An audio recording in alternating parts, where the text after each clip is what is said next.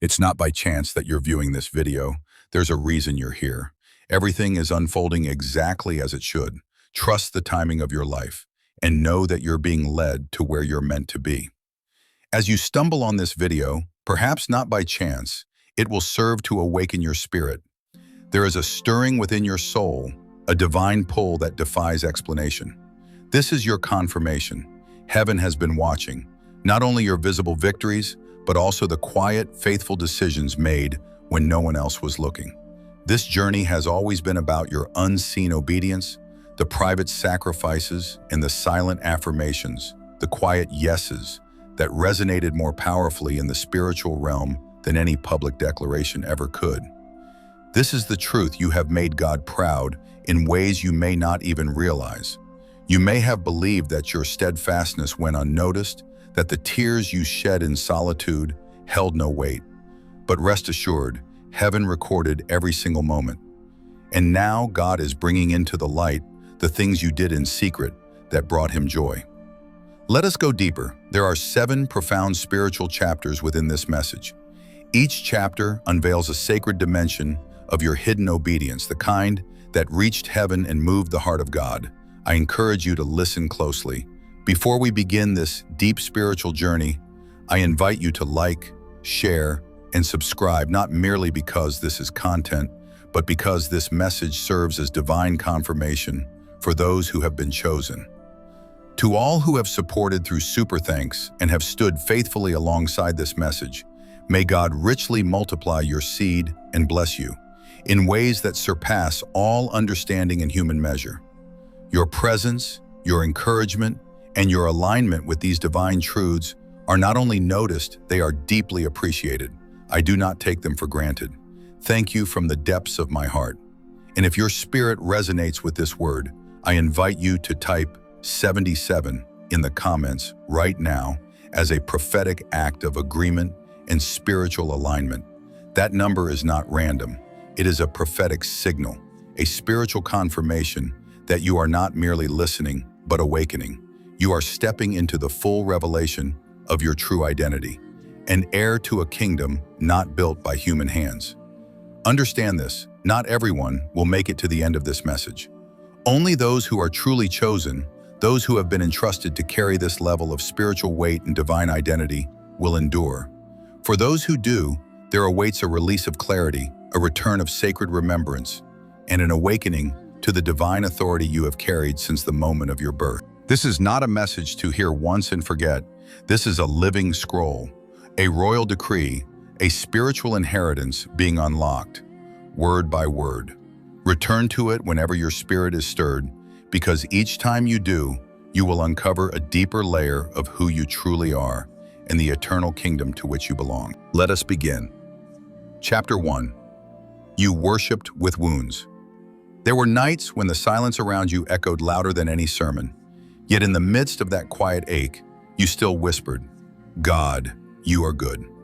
Your pillow was soaked with tears, your body exhausted from the weight it carried. But somehow, praise continued to rise, pushing through the cracks of your broken heart like light breaking through the dark. Friends encouraged you to rest, circumstances urged you to quit. Logic reasoned that you should wait until you felt better. But even then, you chose to enter the secret place.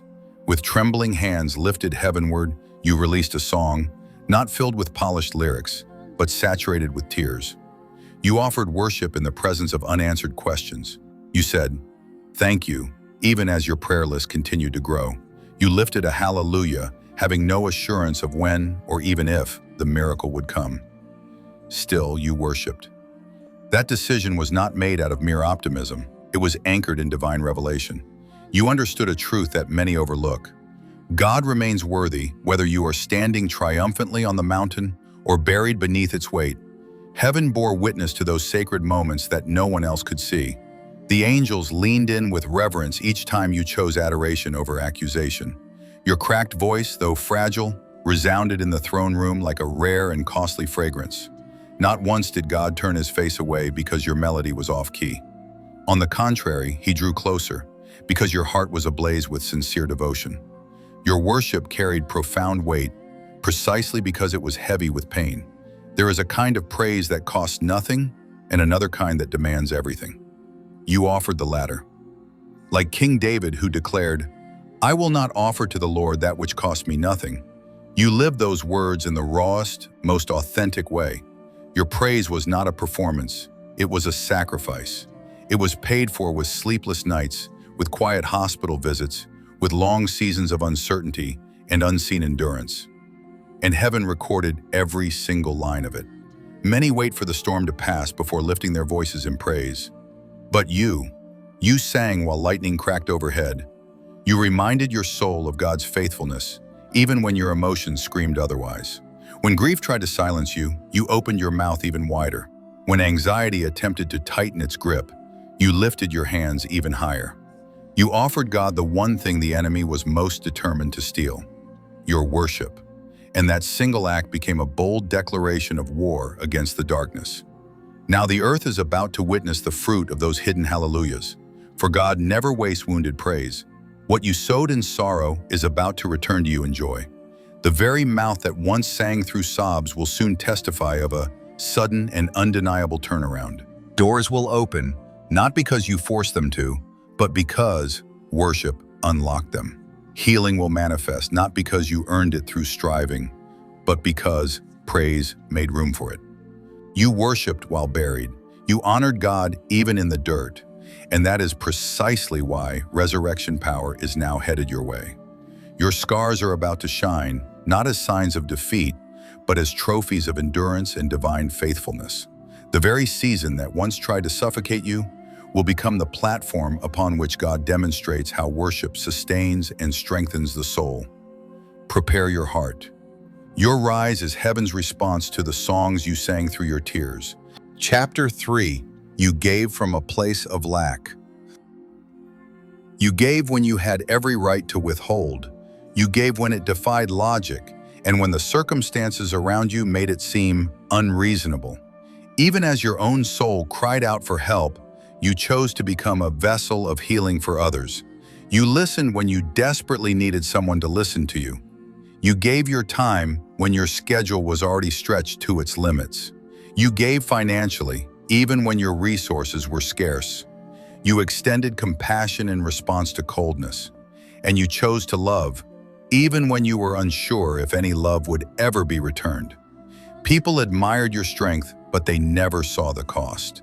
They did not know that your generosity flowed from a place of deep lack, emotional, financial, and even spiritual. You poured out from wells that felt empty, yet somehow you continued to give. But heaven knew, God knew. Every act of generosity, every seed sown in private, every moment in which you extended your hand even when your heart was weary, was both seen and recorded. You weren't giving for recognition. You weren't trying to appear noble. You gave because your spirit was anchored in something deeper than self-preservation. You gave because love dwelled within you. There were moments when you felt used, moments when you questioned whether anyone noticed the weight you were carrying while working to lighten the burdens of others. You wondered if it was worth it, if being the giver in every room would ever lead to anyone pouring back into you. And yet you continued. You gave not because of how others responded, but because that is who you are at your core, a giver, shaped by grace and led by love. And even when your giving left you feeling empty, God was quietly and faithfully refilling your well. What made your generosity powerful was not the quantity of what you gave, but the quality of your heart behind it. You could have withheld. You could have allowed bitterness to harden you. You could have let past betrayals shut down your capacity to give. But you didn't. Instead, you chose to remain open. You chose to remain kind. You chose to continue sowing into the lives of others, even when you were in desperate need of a harvest yourself. And now, heaven is moving. The scale is shifting, the balance is tipping. The seeds you thought had been forgotten are beginning to take root beneath the surface. The water you once poured onto the dry ground of others is about to return to you, not as a trickle, but as a downpour, bringing rain to your own desert in abundance. Because God does not forget cheerful givers. He does not overlook sacrificial servants. He does not ignore hearts that give without expecting anything in return. What you gave in secret is about to be rewarded openly, not because you sought recognition, but because you remained faithful to your calling, even when it came at a personal cost. You gave when you were empty. You gave when you were in pain. You gave when it would have been easier to shut down and protect yourself. Yet you chose to remain generous, even when it hurt. And now God is about to respond to that kind of obedience, with blessings you never anticipated and favor you never had to chase. Your giving was not a sign of weakness. It was a prophetic act. And the harvest that is now coming your way is heaven's response to what you released when no one else was willing to. Chapter 4. You stood firm in temptation. Chosen one. You stood firm in the face of temptation. There were no flashing lights, no audience watching, no one present to praise your discipline or applaud your decision. Just a quiet room, a silent moment, and a very real temptation. And in that sacred stillness, you made a decision that changed everything. It wasn't a loud decision, but it was a holy one. A decision between what felt good and what was God, between what would satisfy your flesh and what would preserve your future. Chosen one, you passed tests that would have taken others out. You closed doors you had the power to walk through. You turned down offers that could have inflated your ego but would have starved your soul. You silenced conversations that flirted with your weakness. You walked away from connections that stroked your insecurities but compromised your calling. No one knew the price you paid in your silence. No one witnessed the internal battles you fought, with your phone in your hand, your heart racing, and your mind spinning. But heaven saw. God saw the war between your desire and your destiny, and He smiled when you chose destiny. Because in that moment, you weren't simply avoiding sin, you were honoring the seat at the table He is preparing for you. You stood face to face with things that once held power over you, and with holy resolve you declared, "Not anymore." You remembered the oil on your life. You remembered the prayers you once prayed. You remembered that a single compromise could cost you years of progress. And so, you resisted. Not because you were striving for perfection, but because you were committed to faithfulness. You didn't resist temptation to appear holy. You resisted it to remain whole. That kind of restraint doesn't come from religion. It comes from revelation.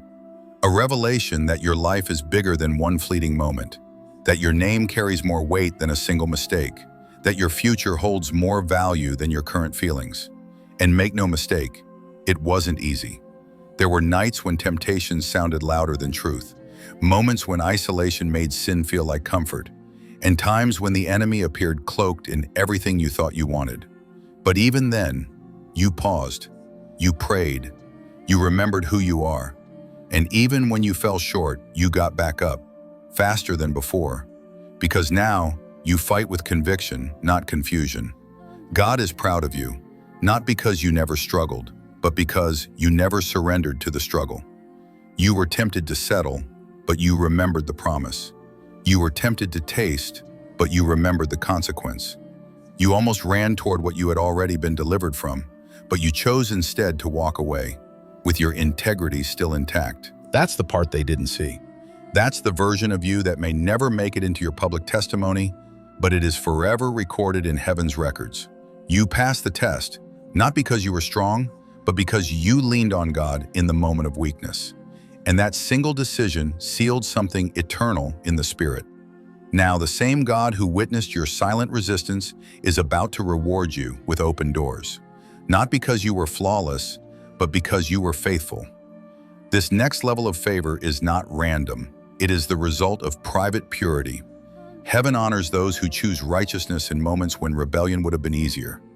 Heaven responds to those who protect their calling through prayer and fasting, not merely through passion and ambition.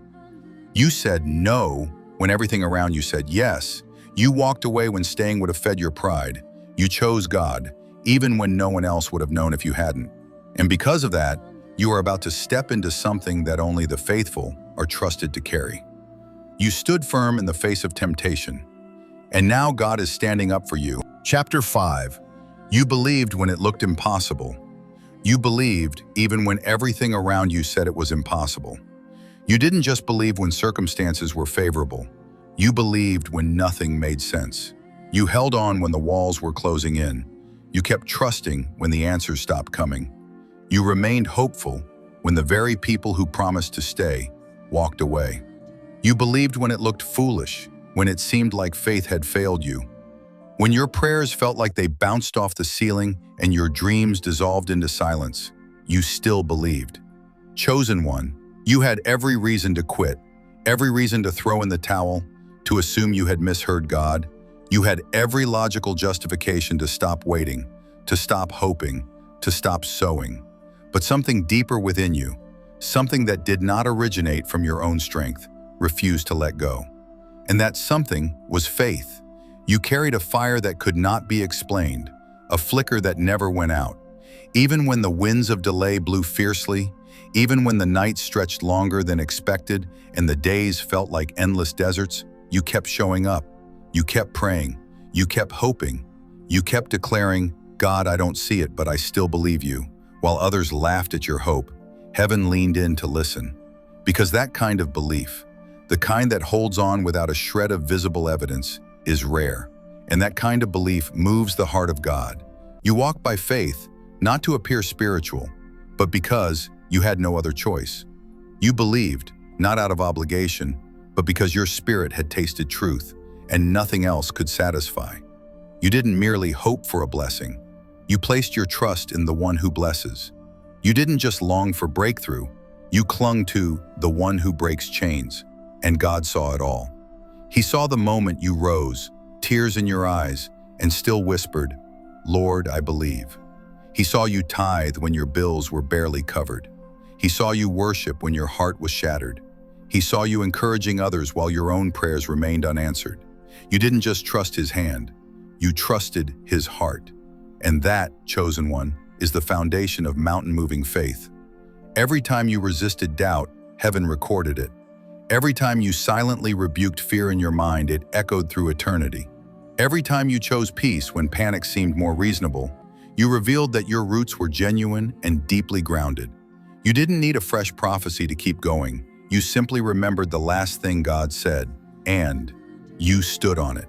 Even as time passed, even when it felt forgotten, even when it seemed impossible, your faith spoke louder than your feelings, and your trust endured longer than your trial. And now, that very thing you believed for, the thing that once looked impossible, is beginning to move because you didn't fold, because you believed even when it was difficult, and trusted even when it was painful, because you chose to stand firm when standing offered no guarantee of success. Your faith has written headlines in heaven, not because you knew the outcome, but because you trusted the one who did. Now prepare yourself. What you have quietly believed for is about to be revealed publicly, not as a result of perfection, but because of your unwavering perseverance. For God does not overlook that kind of faith. He rewards it, and the reward that is coming will not only confirm his promise, it will also honor the faith that never gave up. Chapter 6. You chose purpose over popularity. There were moments when the path of popularity seemed easier, when compromise appeared harmless, and when acceptance from the world felt more comfortable than the isolation that comes with walking closely with God. You witnessed others succeed by diluting their convictions. You watched them receive applause while you were labeled as crazy. You saw people perform and be praised, yet you remained firmly rooted. You, the chosen one, did not merely reject attention. You rejected counterfeit elevation. You turned down the fast lane, not out of fear, but out of wisdom, because you understood that God's process is never rushed. You did not seek quick applause that would eventually fade. Instead, you longed for eternal approval that would endure. You were never driven by a desire for likes. You were driven by a desire to leave a legacy. That distinction is precisely what made you a threat to the enemy. There were doors you could have forced open on your own, but you chose to wait for God to open them in his time. You had ideas that could have brought you visibility, yet you refused to move without his direction. You understood that visibility without vision is mere vanity. Though you desired power, you only wanted it if it flowed from purity. You were willing to remain unknown by the world if it meant remaining known by heaven. When platforms offered compromise, you chose obedience. When others chased algorithms, you chose the altar. While many pursued fame, you chose fasting. In a world addicted to attention, your choice spoke louder than any microphone ever could. Heaven took note of the days you chose to delete what you could have posted in your own defense, and the nights you walked away from relationships that might have elevated your image, but would have compromised your soul. Heaven recorded the moments you prayed, "Lord, not my will but yours." That posture didn't trend, but it touched the heart of God. You weren't focused on building a following. You were cultivating fruit, and fruit takes time. It requires depth. It grows in silence long before it is revealed in harvest. You trusted that God wasn't hiding you as punishment. He was hiding you for preparation. Because what He placed within you is too holy to be handed over to the wrong hands. And now, your time is coming. Not because you begged for it, and not because you branded or promoted yourself, but because you carried the weight of obedience even when it was lonely. This is why your moment is coming. You didn't go viral in the natural, you went viral in the spirit. And that is why heaven is about to announce you, suddenly, without warning. Those who once overlooked you will be astonished. Those who thought they had outgrown you will attempt to return. But you will understand, this was never about being known. It was always about being known. It was always about being prepared. And now, you are. You remained faithful when it felt fruitless. You stayed loyal when it felt thankless. You walked in obedience when it seemed pointless. But now God is about to reveal the reason behind every delay. Why He asked you to wait, why He said, "Not yet," and why He didn't allow you to be chosen too soon. Because now you are not only gifted, you are grounded. You are not merely ready to speak, you are trusted to represent. You are not just anointed, you are aligned. And as heaven begins to elevate you, remember this: popularity fades, but purpose establishes. Platforms rise and fall, but purpose sustains. You are not stepping into fame, you are stepping into fulfillment. So walk boldly, speak clearly, and serve humbly. For the time you spent being faithful in the shadows is about to be honored in the light. This is not your reward, it is your release. And it is unfolding now because you chose purpose. And purpose always leads to God's promise. Chapter 7. You held on to God when you had nothing else. There were days when the silence was so loud it echoed like a scream within your soul. Nights when your pillow absorbed the prayers you couldn't articulate, only sobs. Moments when your hands trembled under the weight you carried, a burden far too heavy for one heart, one person, one spirit. You had no map, no confirmation, no applause, only emptiness in the natural and a faint flicker of faith in the unseen. And still you didn't let go. You held on to God when people stopped calling. You clung to His word when your world was unraveling. You chose Him, not because it was easy, but because it was the only thing left that made any sense. You remained tethered to heaven even when the earth gave you every reason to walk away. What makes heaven proud of you, chosen one, is not merely that you endured the storms, but that you walk through them without an umbrella and still praise the rain. You didn't pretend to be strong. You didn't hide your pain behind shallow scriptures or hollow smiles. You showed up, raw, vulnerable, and desperate, but you still showed up. God saw you whisper, "Help me, Lord," with trembling hands and tear-streaked cheeks. He saw you open your Bible, even when your vision was blurred by exhaustion. He watched you continue to serve others while silently bleeding on the inside. You weren't simply being strong, you were surrendering. You were choosing God without expecting anything in return. Your faith in that season wasn't decorative, it was dangerous. It was the kind of faith the enemy fears, not loud or showy, but rooted, grounded, blood-soaked, and battle-tested. Your faith sent shockwaves through the spiritual realm because it wasn't built on blessings, it was built on relationship. You chose to believe even when your prayers went unanswered. You chose to love God while your heart was breaking. You chose to worship even when you didn't feel like breathing. And those moments did not go unnoticed. They were recorded in heaven. Every quiet cry, every decision to keep believing, every step forward taken through fear and fatigue was a headline in the courts of heaven. And now God is responding. You did not survive those seasons just to remain hidden. You did not cling to God in the dark only to be ignored in the light. Everything is shifting, not because you begged for it, but because you believe for it. Your breakthrough is not a surprise to heaven. It has already been scheduled, and now the earth is aligning with what God has already decreed. Chosen One, the same God who watched you suffer in silence, is now preparing to celebrate you in public. The same heaven that stood still when you whispered, "I trust you," is now preparing to shake the earth in your favor. This moment you are stepping into is not about revenge. It is about revelation. A revelation of what holding on to God through seasons of nothingness produces in the spirit realm. The blessings that are coming are not ordinary. They are prophetic. They will bring restoration that defies logic, favor that won't make sense to those who witness your struggle, and influence that cannot be traced to connections or networks, but only to obedience. You are stepping into the tangible evidence of what silent, unwavering faith births. The most remarkable aspect of your current transition is that you are not entering this new season empty-handed or broken. Rather, you are arriving whole, equipped with hard-earned wisdom, inner strength, keen discernment, and deeply rooted resilience. You remained steadfast during your time in the valley and did not surrender. And as a result, you are now positioned to flourish upon the mountain. You persevered through the wilderness without turning back. And for that reason, you are now destined to reign in the land that was promised to you. You did not rely on the approval or presence of the crowd to sustain your journey. And now that same crowd will bear witness to your elevation. What you are stepping into is nothing less than your divine unveiling, an appointed moment of reversal ordained by higher purpose and a supernatural restoration of everything that was lost, delayed, or denied.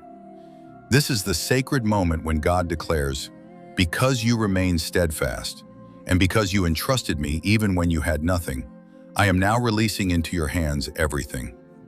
Therefore, lift your head, not with arrogance, but with the quiet confidence of purpose.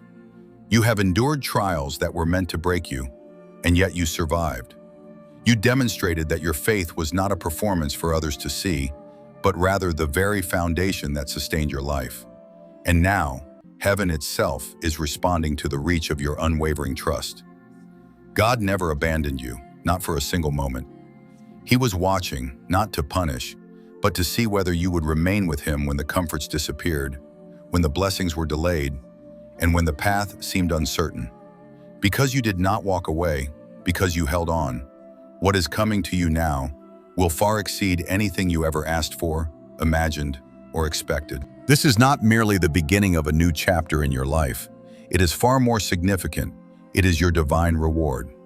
A holy compensation for staying faithful when the pain was unbearable, for believing when your heart was broken, for worshiping even when it defied logic, and for clinging to hope when there was absolutely nothing left but the promise itself. And if you're still hungry for more chapters to this journey, or a visual concept for a video or thumbnail, just say the word. I'm here and ready to help bring it all to life. Thanks for watching. Here ends this video. Take a moment to like, share, and subscribe if you find this video interesting.